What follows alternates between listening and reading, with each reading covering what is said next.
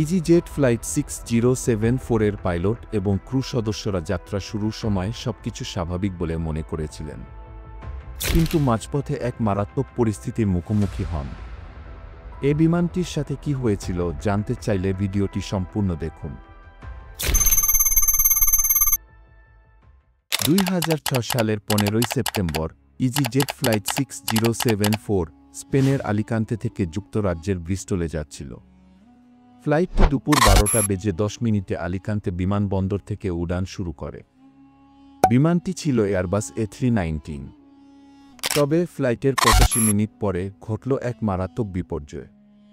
এটি ছিল প্রায় 1:35 দিকে। ফ্লাইটটি 32,000 ফিট উচ্চতায় ফ্রান্সের ন্যান্টেসের কাছাকাছি অবস্থান করছিল। ফ্লাইটটি একেবারে স্বাভাবিকভাবে চলছিল, কিন্তু হঠাৎ করে বিমানের বৈদ্যুতিক সিস্টেমে একটি গুরুতর ত্রুটি দেখা দেয়। এই ত্রুটির ফলে বিমানের রেডিও যোগাযোগ, auto pilot, electronic flight instrument system, TCAS অর্থাৎ ট্রাফিক কলিজন অ্যাভয়েডেন্স সিস্টেম অকেজ হয়ে যায়।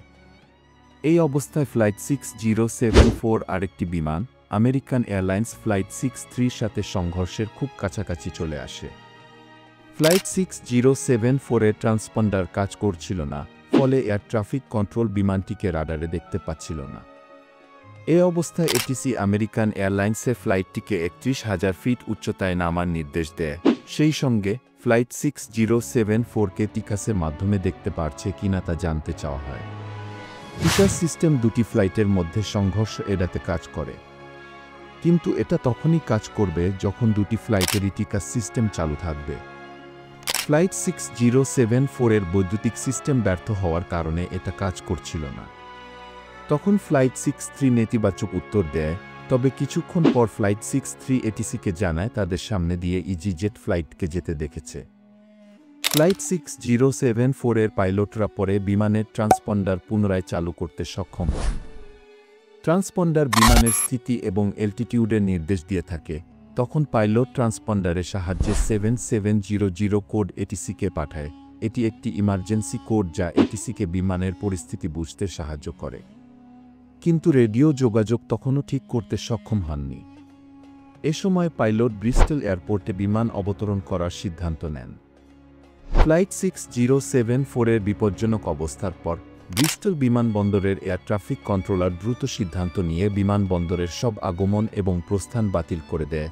রানওয়ে পুরোপুরি খালি করে ফেলা হয়, যাতে বিমানটি অবতরণের সময় কোনো ধরনের বাধা না আসে।